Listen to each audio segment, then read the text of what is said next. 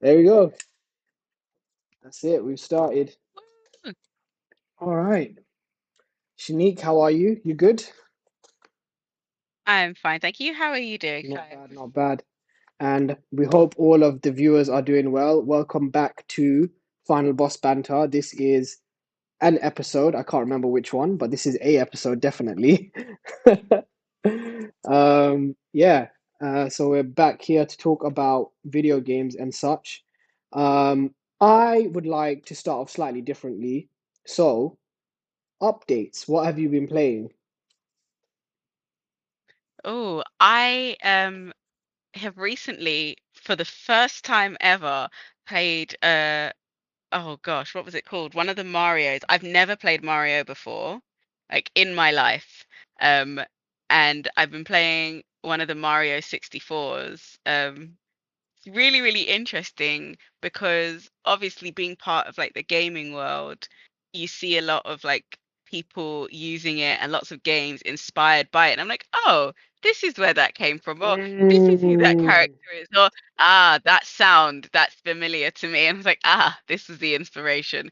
And it's so interesting to have come to it the opposite way round and not have that nostalgia that they had when they made the thing that I'm now having like, oh, I see where this came from. So I've been playing that. I've been playing a lot of like in indie games on it, of course. And yeah, what else have I been playing? Oh, I've got back into oh, I Am Future, which is like a cozy apocalypse game. Um so I don't want to spoil it for anyone, but basically the world has ended. Everyone is either well, you think everyone's dead or they've been like transformed into robots or like objects. So like there's a woman who's a singer and she's now a jukebox and she just spends all the time singing. So every time you walk past her, she's humming to herself and it's suspected she might be your ex-girlfriend, which is kind of cool. But it's very cozy and I really like it.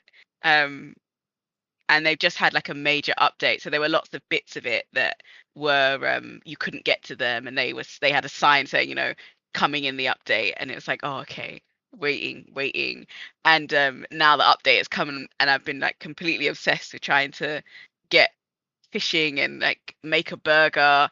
I still don't know how to make a burger, but I will get it, and so yeah, that's mostly what I've been doing, and I've been for possibly the seventh or eighth time, I have restarted Baldur's Gate with a different person, with the hopes and dreams that I might actually get to the end. Because we always finish chapter two, get to the city, and then the person I'm playing with stops playing. And then I feel bad playing our Ah. game without them. And so I haven't finished it. And now I've started it again with my friend. And it's really funny because obviously when I started it before it came like out properly in like the the beta version. So many things have changed when me and him are playing it. So he's like, "Oh, what happens here?" And I'm like, "You know what? This was never here. I had no idea." So it's nice that it's not kind of like the same experience again. And I'm just kind of like letting him explore and not rushing him through anything. So I spend a lot of time like sitting and just watching him like, "Oh, what's this and what's that?" And it's fantastic to see like a game you've been playing a lot through someone else's eyes, which makes it not boring to have to start it again. But I'm really hoping that we actually finish it and I get to the end of the chapter like chapter three myself just once. Would be nice. Oh, bless you. But what about you? That is the curse of multiplayer games, I think. What about me? What about me? Yeah, basically, this is why I wanted to start with updates because I feel like we have spoken about updates before, but maybe not as in depth. Um, Mm, so basically, I've had my in-laws around, so we've been traveling a lot and we've been doing a lot of different things.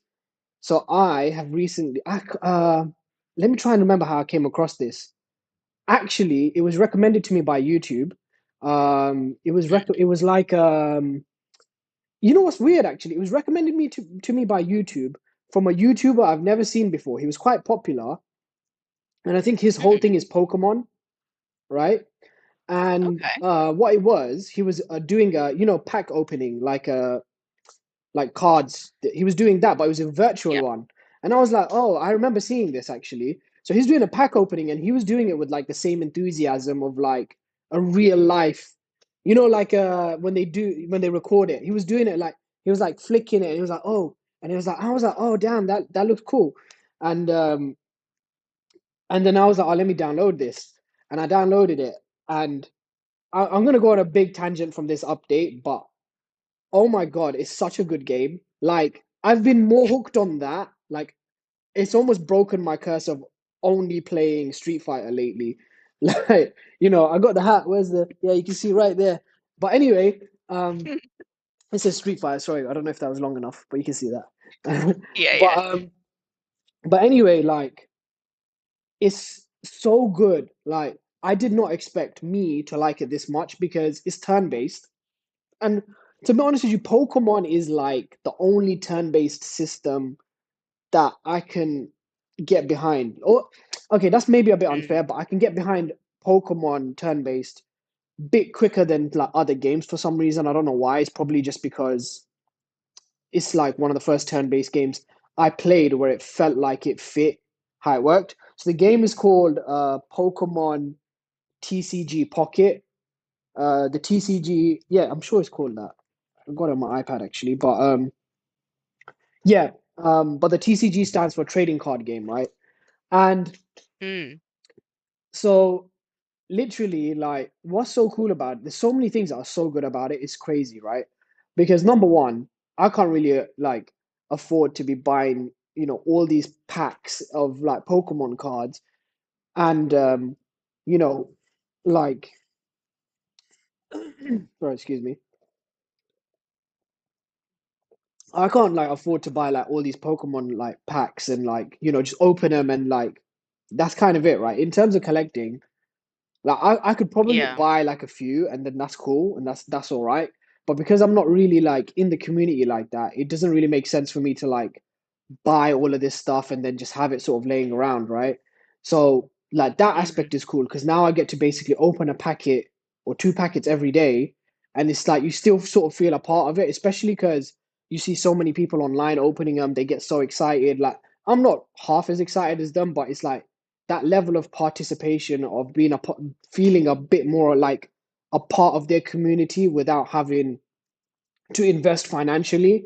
Like it's so cool. So literally, yeah, every day you get to open two packets.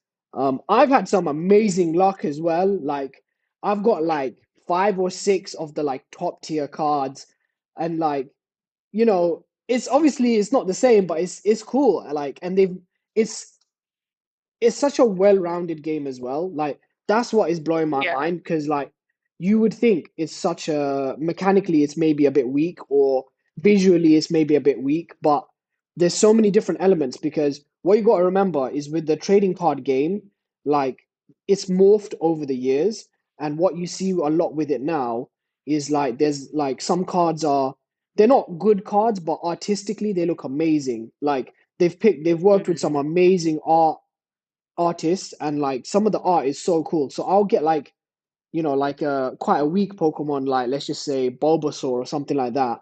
But then the art of it, it looks so cool. So you still feel a bit excited sometimes, like, oh damn, like this is like, it looks cool. And then like they've done a system where you can have a binder. So they've really put like a lot of effort into it. So you can basically have a virtual binder, yeah, and you can put like all of your like cards, and then you could name the binder. So I've named like one binder like art cards, and then you've got all the like really like cool arts like there, and then I've got a different binder which is like my power cards, or well technically in the game it's called EX, but I'm just trying to simplify the language, yeah. So Yeah, yeah.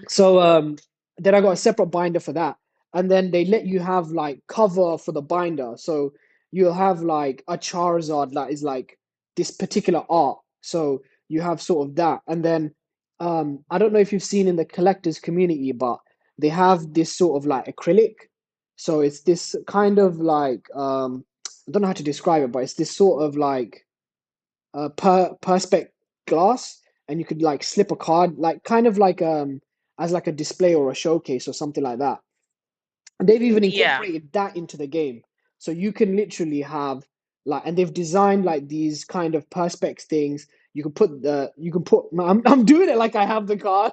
Like you can put the card into the thing and then you could pin it to your homepage. So anytime you want to like appreciate it, you can like click on it. Mm. And then they've done this other thing as well where, so the Mewtwo, right, is the art card for the Mewtwo. Well, not art, but the top Mewtwo card, which I have. the Basically like it has Mewtwo breaking out of a window. So that's like the front part of the card. Okay. But when you gain it for the first time, like when you get it, it uses that art as like a portal, so it zooms into the card and then it goes around what was happening in the surroundings. So it will like be like this like extended art of like this is the first time you gain it, yeah. So you don't get to see it again. Um, I actually recorded it, so maybe when we're editing it, like I'll try and put it in, and I'll put the gameplay in Yeah. somewhere as well because it's probably quite hard to imagine. Um, Although it's really popular, so I'm sure everyone knows at the same time. But anyway, yeah, so it would like zoom into the thing, and it's so cool because like you'll see, and then it gives like little Easter eggs of what other Pokemon was like around the area of like what was happening. So like Mewtwo's breaking out the glass, it goes into the lab. The lab is like all these other things are happening, and then it's like an extension of the art. So that's really cool. And then it zooms back out, so it feels so special, like when you get the card because it's like like not everyone gets to see that animation, and like I feel extra lucky because I've not paid anything yet as well. This is like I'm sorry, I'm gonna go on like multiple tangents now, but like basically I feel like they've got such a good balance between microtransactions and the game itself. So you can spend money and like I Mm. joined a Facebook group. Um I feel old saying that, but I don't know. It's whatever. But I joined a Facebook group, and because I wanted to see what people were saying. Because like sometimes Reddit is like hard to navigate. Like it's just like a mess, and like I don't know. People are like I don't know. Reddit sometimes to me like I feel like Facebook is a bit more wholesome sometimes. Um, but I maybe think I'm it just depends on the communities you're part of. yeah probably. I'm probably just being I don't know. But anyway, so like I wanted to see what people were saying, and like I think one of the groups already got like 500,000 like fans, and like it's grown real quick. Like I think it's been out for like maybe like 2 weeks or something like that. But yeah, what I was gonna say is on that group, on that page, someone was talking Yeah. someone wrote a post like spent $200, like spent this, but like it's interesting because obviously like they are spending the money, people are spending money, right? And I think there was even an article saying that they made 12 million pounds in one day, the app, right? Which I don't know how they get these figures, but anyway, um, and again, I'm saying that basically to say like it's so cool, like not that fact that people are spending money, but I feel extra lucky that I've got all of this stuff and I didn't spend the money. So that's been really cool. Um, you know, Mobile games are like a lot better than I think people give credit for. Um, like the fact that they're balancing the like microtransactions, like I think companies have taken a lot of feedback on board generally. Do you know what I mean? Like I don't like let's just say for example, obviously I play a lot of single player games, and in a lot of these single player games there's much more of a balance. I'll give you an example, right? Devil May Cry 5, like technically it has microtransactions, and in the past that would have been something that really like vexed a lot of people. Like this is a series that has not really ever done microtransactions, and now it's got micro, but the way they implemented it was very smart, and you could play the game without needing to put the money in, and I think that has to mean something, yeah, because I think in the past you could play the game and like not put any money in, but it would just take like 50, 60 hours. And it's like, well, that's not the same, is it? Like you're making a statement just so you can make the statement. It doesn't act the statement doesn't have any weight because I need to spend 100 hours to win one flipping gold coin. Like it's not the same, right? But when Yeah. you make that balancing act better, like I remember completing Devil May Cry 5 for the first time. I basically had everything unlocked that I wanted unlocked, played the game exactly how I wanted to play it. Then I learned I didn't even know there was microtransactions until after. And I was like, that's perfect. Like if I want to now pay for stuff, like I can, but at the same time I can complete it a couple more times and then I can still like get whatever I need to get.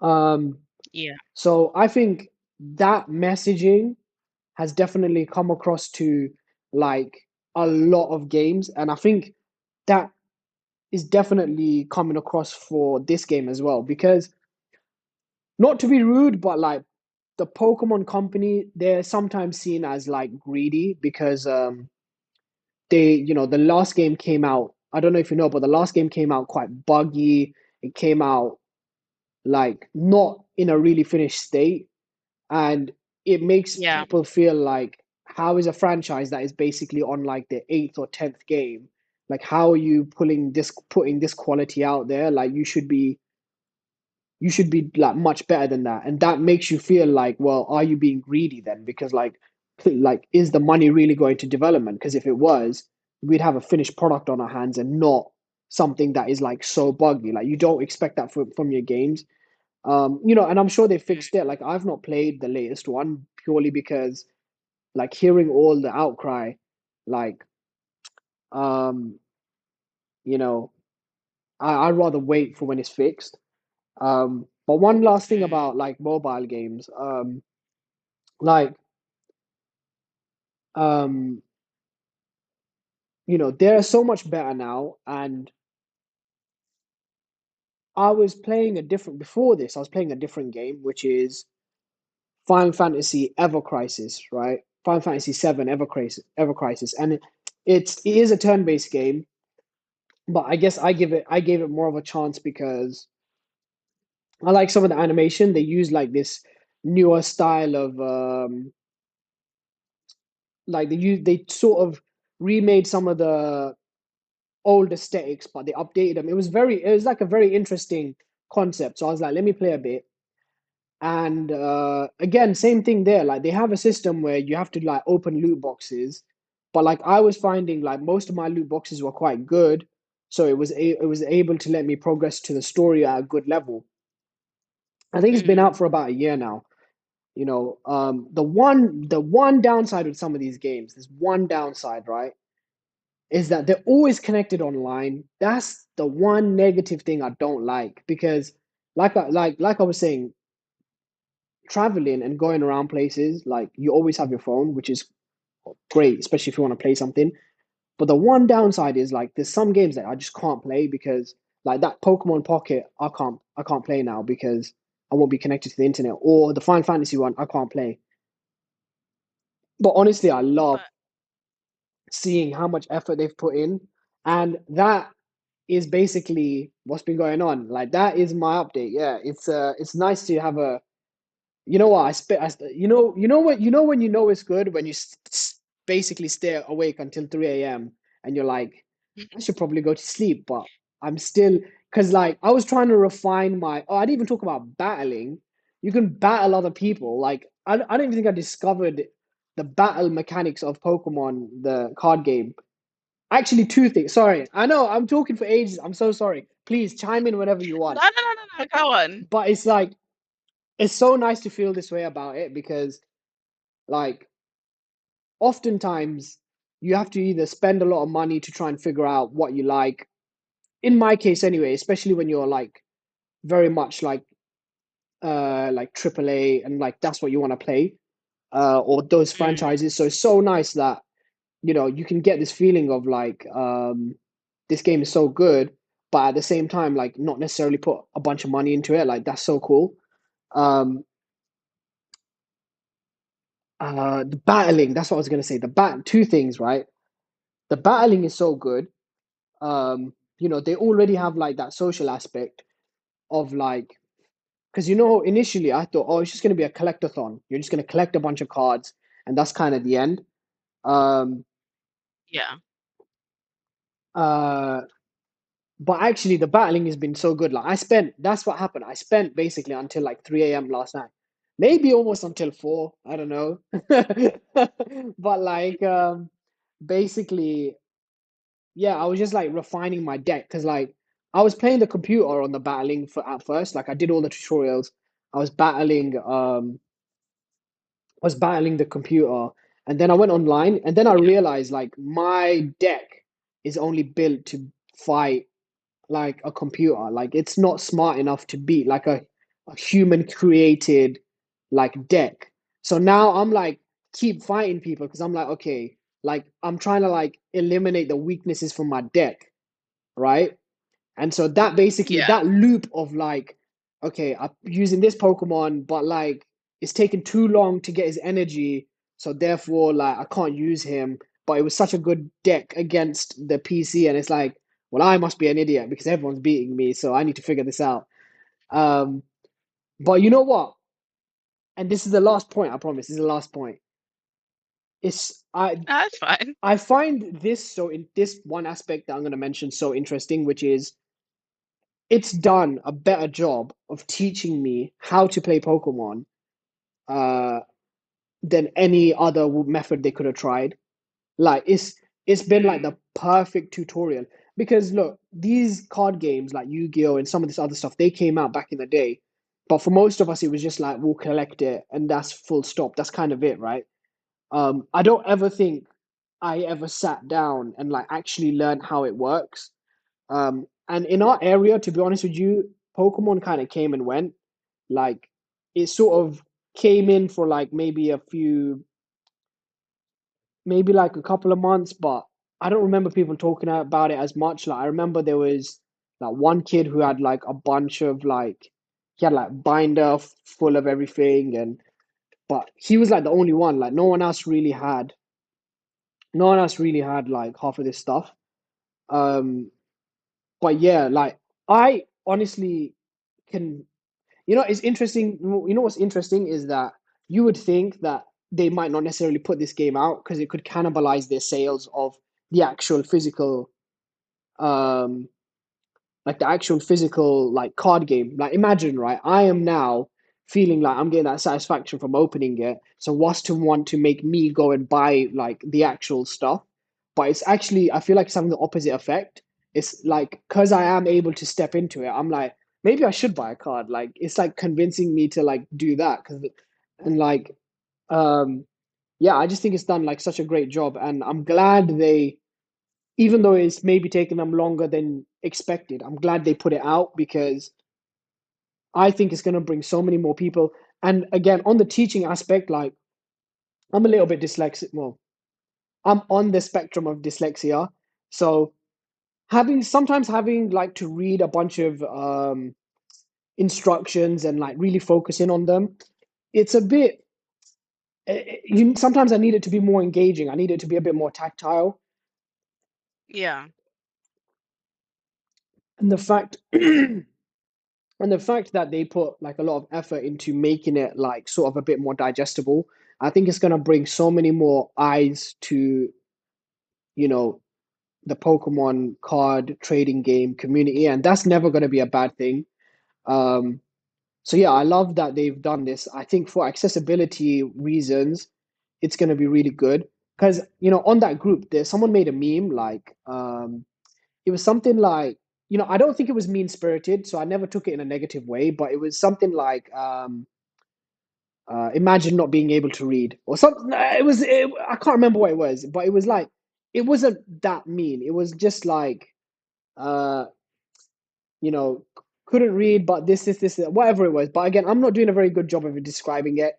Honestly, it was like not as mean as I'm making it sound, right? But then sort of sat there and I was like, yeah, but for someone like me it's amazing because like I will do audiobooks instead of reading. I will do stuff like that. I will do dictation. So it might not seem like, oh, this is such a big deal for some people, but for others and like people who are maybe on the like like more on the spectrum than me, then it's gonna be even better for them. So, you know, again, I don't think this person was mean spirited. I don't take it that way. Um, but you know, at the same time, I just want to shout out the having that accessibility is such a game changer, honestly.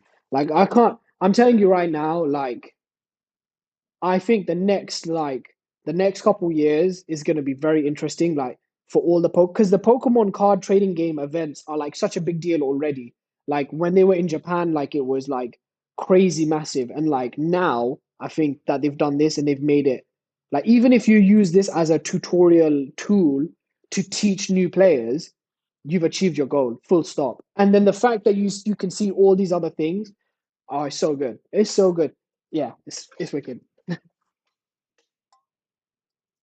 Okay, so to reflect on the things you were saying, so first of all, the playing the mobile games um online, that makes sense to me because one of the reasons why mobile games have become so good is because of the ability to not have to have the files locally on your phone and have Mm, them kind of like come from a cloud somewhere else so that you're using a stronger computer than your phone could actually manage to be.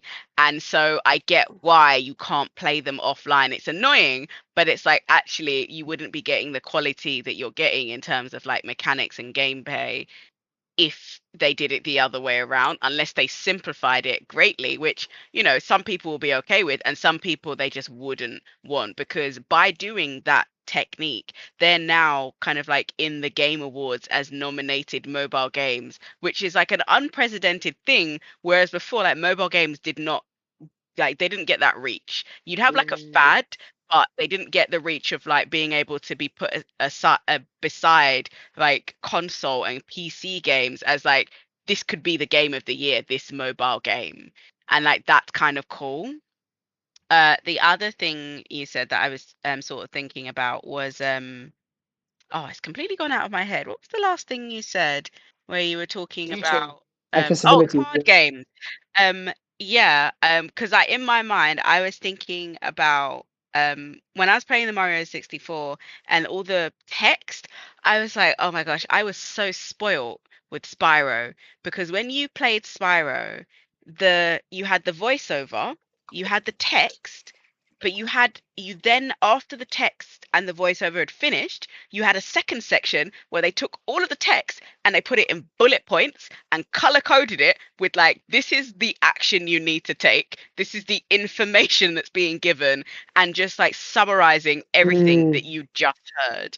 And so that was so accessible for me because I'm also dyslexic, and it was just like you said a lot of things and like there's a narrative going on and it's great, but I don't know what you're talking about. And to have that bit at the end was just like go to the portal, use egg to unlock portal. It's like I see what you were talking about now. Right, mm, right, I'll get that done.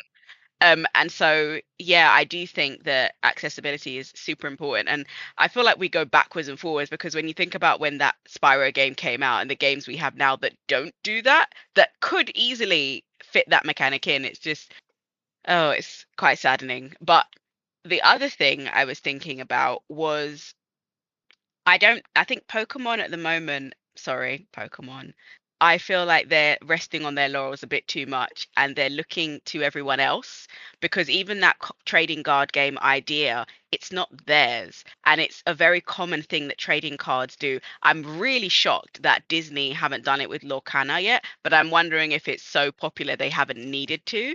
But when you think about like Magic the Gathering, or like even like not trading card games but like things like Baldur's Gate that have had like games that simulate the mechanics of that game, or when you think about like Monopoly or Scrabble that have those like simulated board game, or the fact that you can just get board game simulators and that there are entire sites dedicated to showcasing your card game by making an online playable version of it. I feel like Pokemon are so behind in using that mechanic to their advantage. mm, And it's just I I don't know. I think that there was a point where they were the innovators of like that sort of gaming mechanic and putting like the kind of like card into the RPG and having that world combined and inspiring people to want to be part of that community by playing the card games. But like you said, if you played the games and then you try to play the card games, it's a huge learning curve. And it could really put you off if like the reading was a lot and like understanding the mechanics and then arguing with people over what the mechanics meant because obviously those instructions had to fit on a card. Mm. I think the Magic the Gathering cards are a bit ridiculous. No offense. Narrative's great, but the amount of text and how tiny it is on those cards is just oh, but they've made it a feature. So, good for them. They just ignored everyone and be like, nope, tiny words, lots of text. This is what you're getting. It's the end of the story. But yeah, because even like the Digimon card games, I feel like they missed a trick. But then again, I prefer Digimon to Pokemon anyway. So my opinion may be a little bit biased. I know, I know. I was so saddened that none of the Digimon games have really they've never really kind of hit home that hard. Not in terms of the games. The games I actually really enjoyed. I especially enjoyed the PlayStation 2 one where you got to have your Digimon following you while you walked, like some sort of like snake. And it was just like, yeah, this is what Pokemon should have done. You should have been able to have your Pokemon walking around with you. And like with Digimon, that you could have multiple ones walking around with you. Oh, I could definitely play that again. And I probably will now that we've spoken about it. Just like dust off the PS1 like disc, pop it in the PlayStation 2 because backwards compatible is the dream. And until PlayStation make a backwards compatible console, I don't think I'm coming back. Fair enough. Nah, I hear it. There's a couple of things I'll say. Um, Hmm. One thing, I hear what you're saying about the fact that they need the cloud-based thing to be more powerful, etc., all that kind of stuff. Then why do they need me to download so many big updates? It's like Final Fantasy VII Ever Crisis needed like 5 gigabytes the other day, and I was like, why? Why did you need 5 gigabytes? It was like small download, 500 megabytes, full download, 5 gig. So look, this game's a year old. First, maybe 5 months here, I would always hit full download because I got a lot of storage. Full download, full download. And then I was like, but what's the difference though? Like, I can't tell, like, the quality. Like, maybe something happening in the back end. I don't know. But, like, the last, few times I've opened it, I just put minimum download and it's fine. But every other, like, if I leave it for longer than like 3 days, it needs an update. And it's like, what are we talking about here? Like, I thought the cloud is supposed to be helping. Why are you wasting all my space?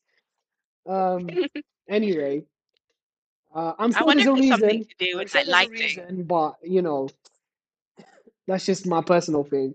Um, yeah, Pokemon has definitely been, uh, a bit more like everyone knows. This is not like breaking news. Everyone knows like Yeah. they've definitely not been innovating as much as they need to. Like they know. This is the interesting part. They know as well because they made an announcement that their game is coming out. I think they made an announcement. I can't remember what it was, but that is coming out later, right? Like a lot. So they don't normally do that. Normally, what they do is it's like announcement trailer, every like sequential. Sorry, I don't know what's going Yeah, on. I I was remember. on the phone last night for like a couple hours. Oh, So yeah, normally Pokemon is like sequential, right? It will do everything like that. But for the first time ever, this mm, is post Power. I think we've probably spoken about this maybe before. Um, they basically made a reveal, and that reveal was going to be a lot later. And all in the comments you could see like everyone was like, yes, finally they're taking their time. Because let's be honest, they even though they made the irony of all of this, by the way, is their last game that was really buggy, not the TCG app. I love that. The last game that was really buggy was like it broke some of their sales records. So they basically don't necessarily have that incentive to like let's be better because they're still breaking records, right? But I think Yep. it's the pure outcry of the fans combined with like Pal World, where they were like, they must have taken a step back and said, we are not doing the right thing here. So yeah, I'm actually genuinely looking forward to the next Pokemon, not because of the Pokemon app thing that I'm playing now, but because that the fact that they've it seems like they've taken a step back and it seems like they want to do it correctly. So I'm looking forward to seeing that, and even all the comments on one of the Instagram, but I think it was like literally like a 10-second reveal of the title, and on Instagram it was like just Mm. the title, and all the comments were like, this is what we want you to take your time, we like, everyone was like just spamming the comments with that, and I would felt like the same. I was like, yeah, like it's really interesting. Like, I don't look at myself as like a massive, massive Pokemon fan. Maybe now, but I don't know. Like, you know, if anything, I would say I'm probably more of a fan of like like a really big fan of like Metal Gear, Devil May Cry, like some of the Final Fantasy games. Um, those are like my stuff. But there's some other things that I like to Street Fighter also. But those are some of the stuff that Mm. I like. I'm sort of in tune with. Pokemon, like I don't know if it's because some of the games have not been that good. But you know what? One thing I will like. We'll move away from this a little bit, and I'll add one more like topic to this subtopic to this thing. But the one thing I will say, like, I know you say you like Digimon a lot, but this might actually interest you. Like, basically, there's a lot of like Pokemon ROM hacks. Have you heard of this? Nope. Okay, so this will definitely be very interesting to you.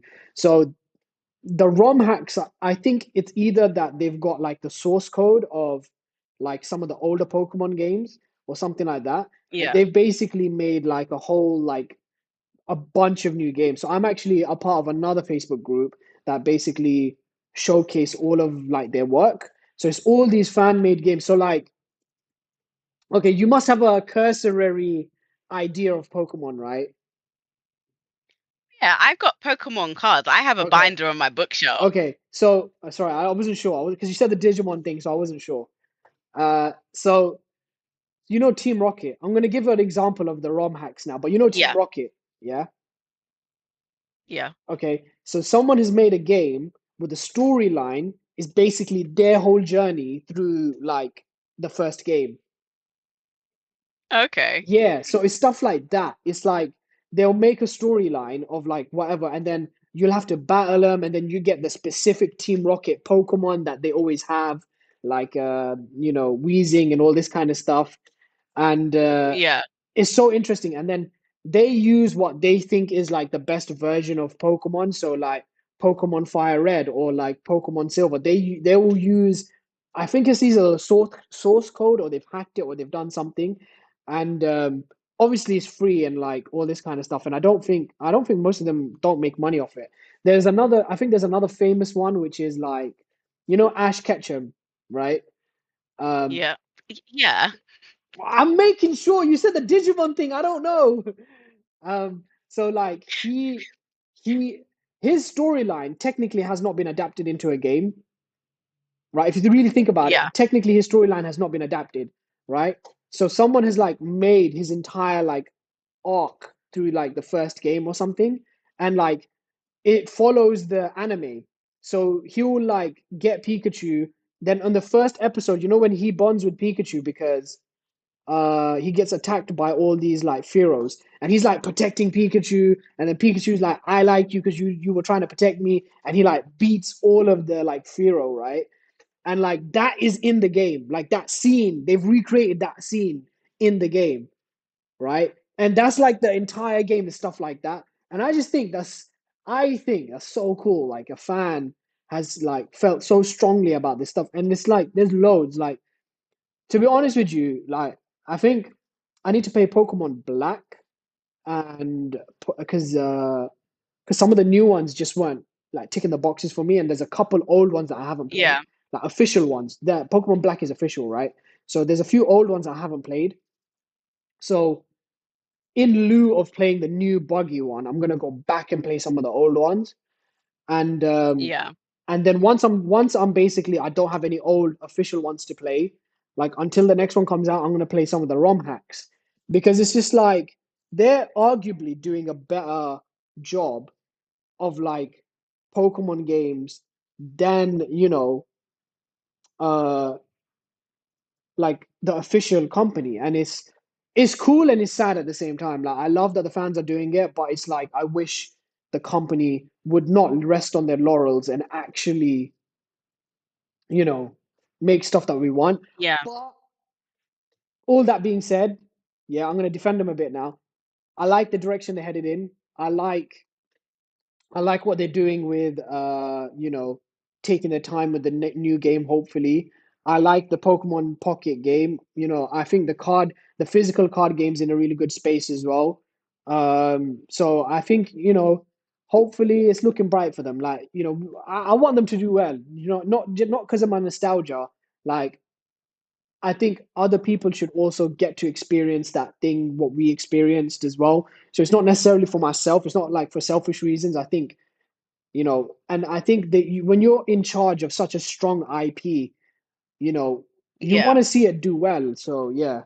Sorry, I feel like I've been talking for ages, but it's just I had to get it No, out because no, no, no, no. I had to get it out of my system because it was just like something that I've like I felt very strongly with. And like also traveling and being able to just, pull out your phone and just I'm playing Pokemon for like 5 minutes and then put it away and then just be able to, carry on doing whatever I was doing. It was so good.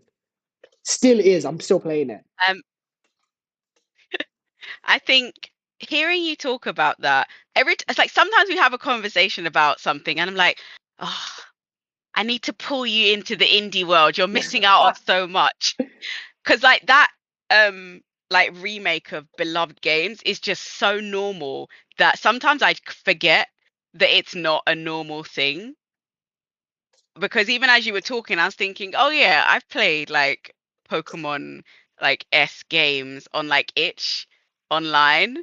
And like even like some of the Digimon games that are really cool, and this different styles that people take is just amazing. And like the fact that fans can take a game and like change it, because and like even I was talking to someone the other day about um so I don't really play dating sims, but I've been watching a lot of animes where people have been reincarnated into dating sims in like unusual, like as like a villain or as like a side character or like an NPC in some way, and they just want to get on with life, and they're like, oh, this time I'm not going to die, but just leave me alone. and so and so it made me think, oh, maybe I should try playing some dating sim, because I always view them as like, oh, it's all about the romance and like the dating, and I'm not really interested in that. And like actually, it's more of like a puzzle and a social paradigm, which is even more confusing than I thought it was going to be. And like everyone has like tropes and like there's a narrative going on, and I was like, oh, this is a whole world I wasn't prepared for. And then I went to look for them, and I was not prepared for the fact that dating sims don't just extend to, oh, you are a character and here are some characters in a scenario that are just other people. That it kind of extends to, did you know there's a dating sim where you can date Colonel I Sanders was because you're just all about to say studying? that. That's literally the extent. That's the extent of my knowledge for dating sims. Yeah, that KFC made one. I literally, it was on the tip of my tongue. But what's so funny about that actually? Apparently, one of the heads of Mm, Tekken, Harada, I can't remember his full name, but yeah. anyone who knows what I'm talking about, Harada, who has like a lot of power within the Tekken world, he approached KFC to be a Colonel Sanders to be a Tekken character, and KFC said no, and everyone was like, oh, you'll do this dating sim, but you won't let him be a Tekken character. I'm assuming they didn't want him associated with violence, because this is the dating sim. It's kind of like it's endearing. It's like, oh, Nah, make him a heartthrob, you know what? They which dropped the sounds ball. They so weird. dropped the ball on that. They absolutely listen. Imagine the special moves. Are you joking? A chicken leg as a sword. Are you joking? Popcorn chicken as grenades. What are you even talking about? The promotional opportunity was limitless. and it would have been hilarious. And you know what? If they Well, made make a team, and make okay, an indie game. you know what? Even think about this, right? If they had him in the game and then they made him a top tier character, he could have been free advertising on esports for Tekken. How good would that have been? Like, such a missed opportunity, I swear. The other thing I was thinking when you were talking is I am hoping that I live healthily and long enough to experience the true metaverse where I can go down, watch a virtual movie, kind of like when I was in Second Life. And I, I remember someone was like, "Oh, what have you been doing today?" And I was like, "Oh, I went to a museum, I went to the cinema, and I went horse riding on the beach." And they were like, "What?" And I was like, "Oh, I was in Second Life." And they were like, "Oh." And I was like, I want that. I want to be able to like go to the cinema, pop down to the beach, horse ride, go to the club, and then like go down to the arena and fight you with my Digimon against your Pokemon. Oh, so wait, you're saying that you want that kind of game in relation to Digimon or Pokemon? Just in terms of like, I want the true metaverse to bring together all of like the online versus so Right. that like we can all experience like all of those things all together. Because like Mm, to me, we're not we're near the metaverse, but the problem is collaboration because it would mm, demand every single online platform to be like, we agree to like merge our codes together and for you to see this so that you can react to this. And it's like that's a lot of sharing. That will be a lot of trust. That's going to take a lot of time. Or a law that makes it like you have to do it. There's no other way. And it's just like, I want that. I want the metaverse. Not to the extent of like Surrogate, which is one of my favorite movies, where everybody's like at home and your robot goes outside. But even though that sounds kind of cool, less pollution, less tiring. Um, I my snacks will always be close. yeah, just to jump back on something you said earlier, like indie games, Mhm. you know, I don't. There's a few that I've played, and I think I've mentioned in past episodes and stuff. Sometimes I just find it hard to connect. Even actually, if you look at the ROM hacks, like I've been a part of that community, but I've not even played one yet. So it's just hard for me to link to some of this stuff, and a lot of it tends to be like time investment. It's like investing that kind of time and then feeling like and I'm not saying I'm never going to do it. Like, again, like there is some stuff that I've played that are sort of in that space of indie, like Cuphead and stuff like that. I think I kind of know my taste quite well, so like I can look at a game like Baldur's Gate 3. No, I know that it's a good game, but I know that I might not like it, or it's gonna take like maybe 5 hours or 6 hours for me to play, like get into it or something like that. And because I know my taste quite well, it makes me feel. But I am open minded, so I'm not like I will never try, I will never do this. That is why there is like a smattering of some indie games. I think the AAA space has got to a point where some games take 3 years for development, and they take so long, like you basically have no choice but to get into those indie game scenes anyway. That's why I was looking into the ROM hacks. Well, maybe a little bit of the reason, but not the entire reason, looking into sort of the ROM hacks and that kind of thing. So I think it's kind of inevitable as well, because I don't think the game development is necessarily going to become quicker or that much cheaper unless you look at indie games. Um, so yeah, I I'm on sorry, go the on. I'm at the bus stop. I just haven't got on the bus. You know what I mean? Like I'm there. I'm getting there. I think that eventually triple A games, because what you were saying about like how long a game takes to develop, like indie games take just as long to develop, if not longer, because Mm. sometimes it's a one person um in their house doing it outside of their like day-to-day job.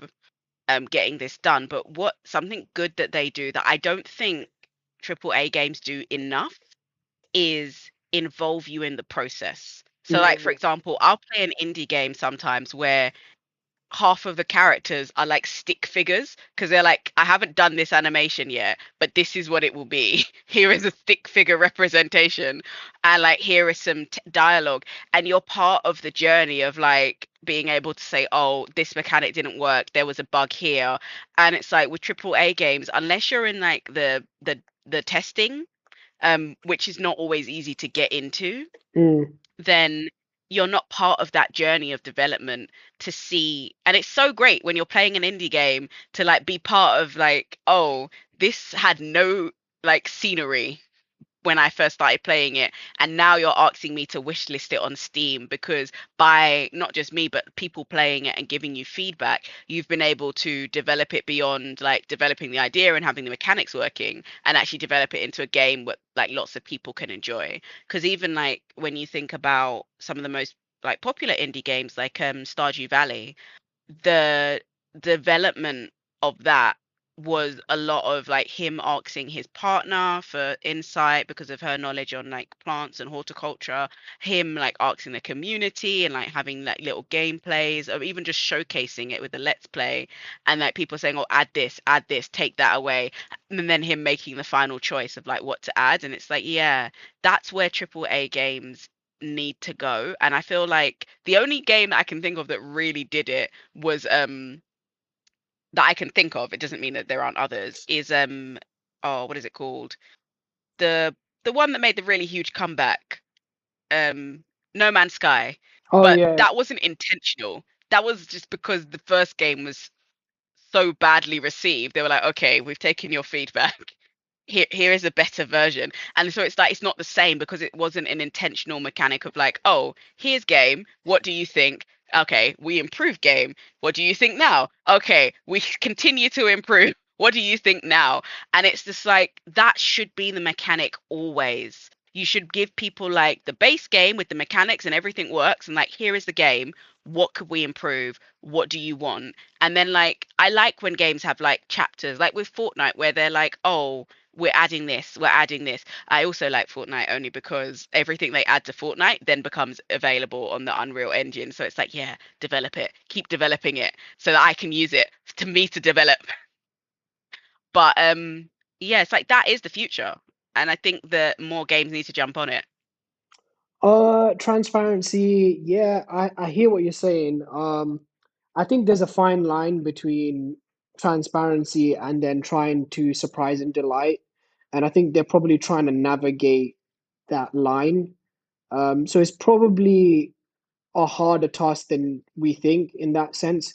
Because when you're a big franchise, um, you know, I think there, I think the tide is definitely changing on this, for sure. And even with a game like Fortnite and I think maybe it was God of War or it was something like that. There's a couple of these bigger games where they showcase their engine and they showcase Mm, like how it works, like what it's going to help them achieve, that kind of stuff. Maybe not as often or not communicated as often as indie games. So, but I do feel like they're on the right. The tide is turning for that. They're on the right path. So, but they can do more. So I agree with you for sure on that. You know, what like there's one example that came to mind was that I think the fighting game community with like Street Fighter and all these games, I think this goes to show how lack of transparency they had with the development is basically their character reveals. So they would literally like reveal it like last minute, and that's kind of it, right? A lot of the history was basically around um, how they would do that. But now, what they'll tend to do is they'll reveal all four characters, say this is what we're developing for the next year, this is who the characters are going to be, and that's it. Like they never showed. They only showed for Street Fighter. I think they only showed key art. They only showed art, so they didn't even show anything else because they were having so many leaks, like with the art, with the person, the character, all these different types of stuff. but they happen because people are like beyond anticipation on some of this stuff. So you will naturally get that kind of stuff. So in one sense, they're trying to get ahead of the leaks, but in another sense, it's worked out in a sense a level of getting a level of transparency from them. So again, not quite to the level of what you've described, but I think the tide is turning, and I think they can do more, and I hope they do.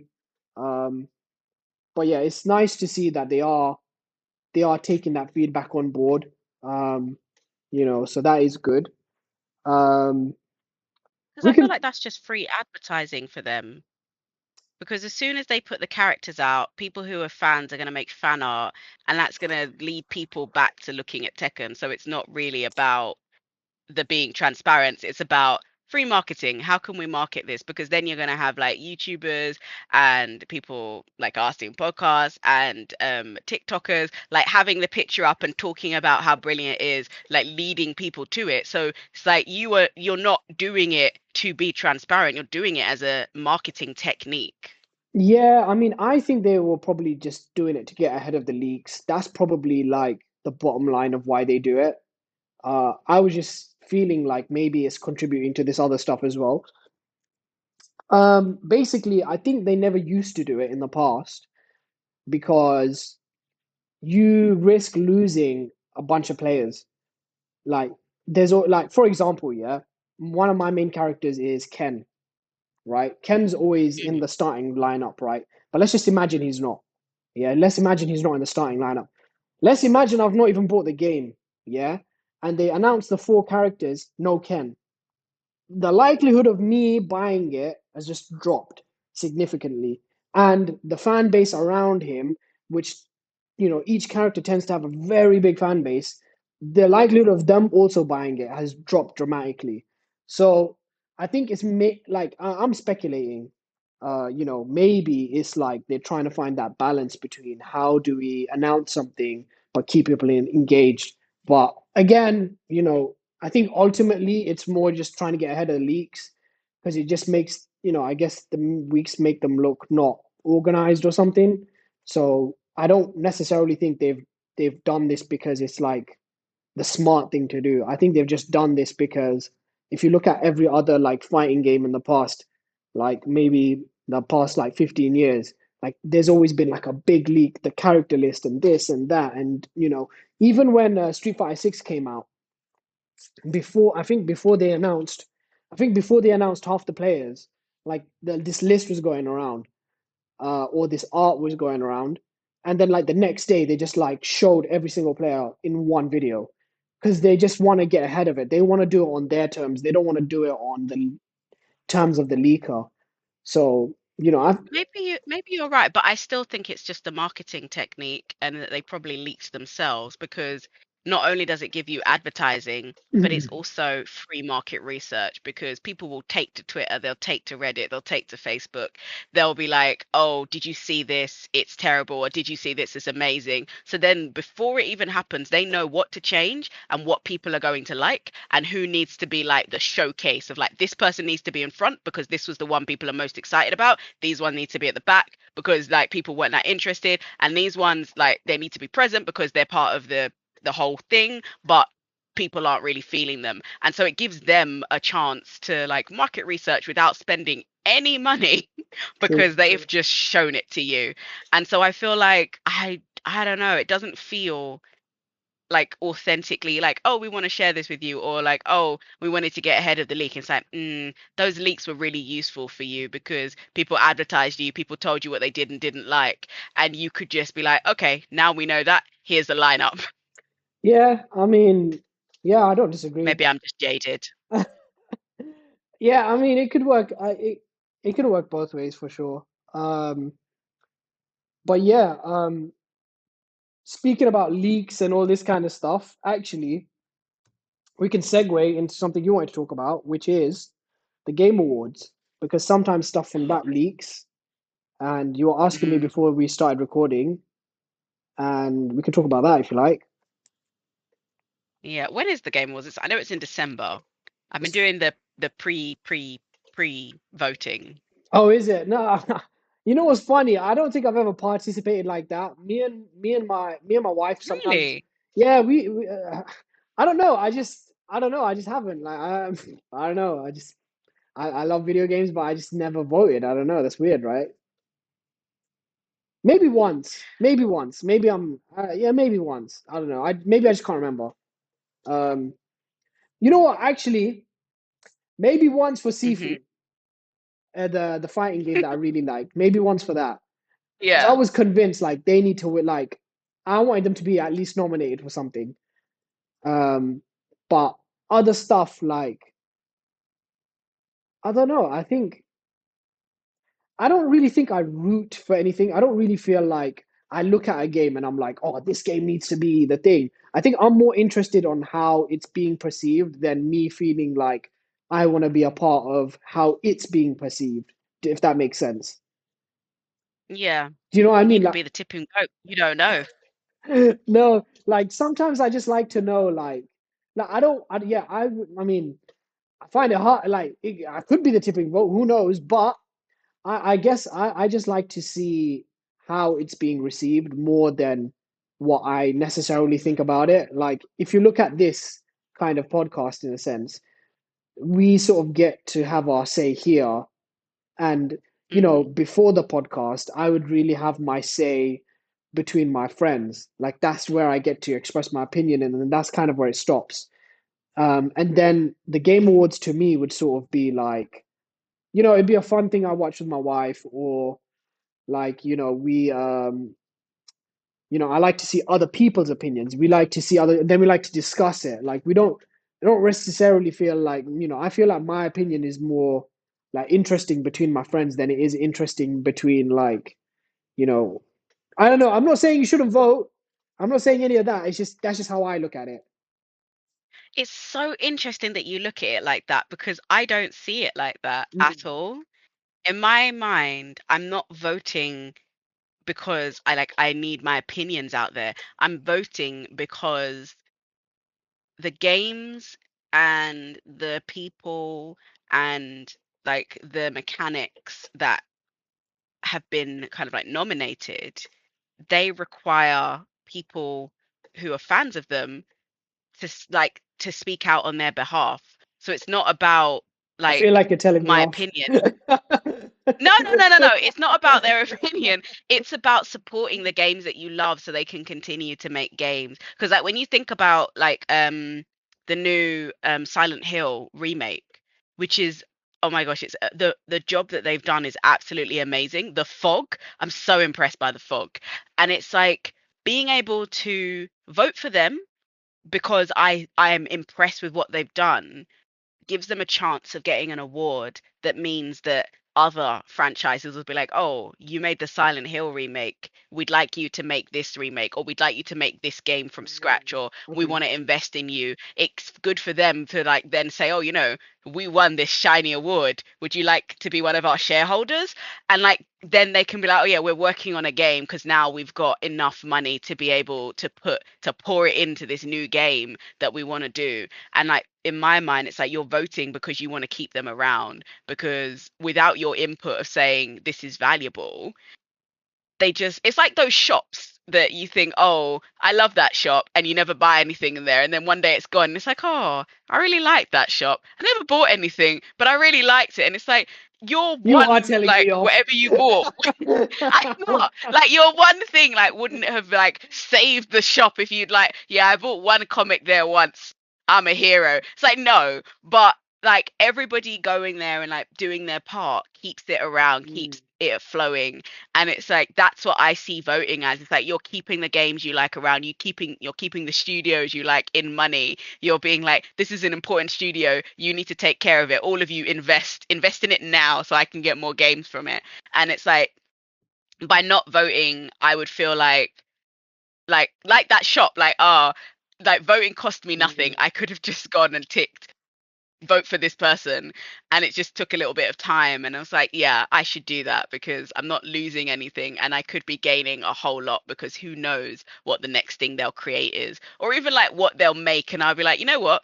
Never thought I would have been into this, but because you've made it, I'm willing to give it a go. Twist my arm, I'll vote. Nah, you know what? I don't know. Like I say, I'm not like against it or anything. I can vote.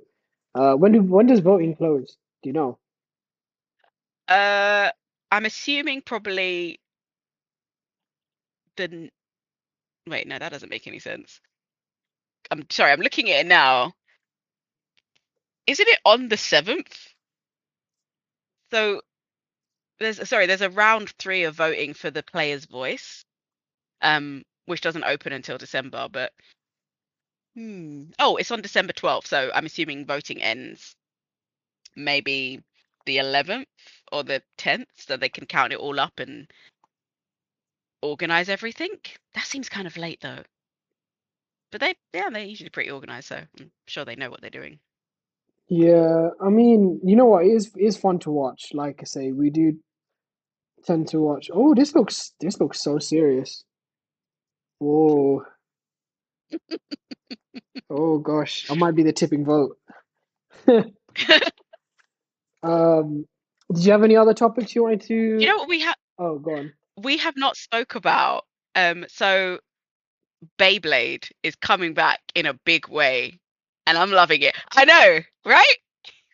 When I did this mean, happen? How did this happen? I've Why is this happening? I've seen some videos online, and I didn't realize that it actually kind of works like the cartoon.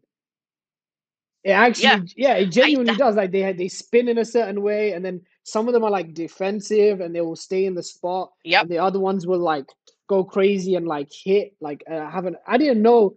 Like I thought they were just called attack spinners because they were being cool or trying to be cool. I didn't know it actually had a function attached to it. I used to play Beyblade when I was in primary school. Oh, I loved it until they banned Beyblades because people got a little bit upset. I actually can't Upset. remember the exact reason. It was something I can't. I don't think it was dangerous. I think it was just people like having arguments over who had won and like whatever. It was a serious, serious sport. So funny. Oh But man. I know that um in the Comic Con they had a Beyblade tournament with like a prize. So they had a Tekken, I'm sure it was Tekken tournament, but they also had a Beyblade tournament with an arena that you had to like go up in tears. I Mm. missed some of it because I was off getting food. Sorry, I was hungry at that point. But and my partner has been like talking to me about Beyblade and getting back into it, and it's like, oh no, I'm sure I just got rid of my Beyblade recently. It's like, no, no, I can't go back. So wait, why is it? Why But do you think? Why do you think it's coming back then? Is it like a video game or is there like? oh, because no, not in a video game form, which I'm really interested to see if they're going to like pivot into video game because obviously that makes it more accessible. But it's like, no, the physical Beyblades are coming back, and like you can now buy tournament arenas. And like even Argos is now selling Beyblades, which is just kind of like that's when you know something has gone mainstream. When it's like you can pop down to Argos and just buy it, and they're selling the battle arenas as well. And it's like I know, so it's and I was like I feel like I've been asleep and I missed something because there's even like a Beyblade battling gun that you can get, and I don't really understand how that works. But I was like, when did this happen? Oh, you know How did what? this I happen? think I've seen something like that. You know what it is? I think What? the rip cord became too like Yeah. dangerous something, right? Or they innovated. So the Ah, gun has all the motors to make it go as fast as it can. So instead of you physically needing to be as strong, you can just press the button yeah. and it will come out and be fast. That's the idea, I think. Yeah, that's the Ah, idea. Because if you think about it, yeah, if I'm stronger than you, then my pull is gonna be better. yeah. Yeah, but if we're both using the gun, it's coming out at the same speed, exactly at the same thing, and you just press it, so it doesn't matter. I think, because I got a few You're probably recommendations right. like 5 months ago, and I was randomly watching like Beyblade fights for like, because I don't even know why. I think it was like a really Oh, serious there's a new thing. anime as well. Yeah. It was a yeah, it's cool, but I saw this one viral thing where this dude, he had like these homemade like Beyblades, they're like this big, right?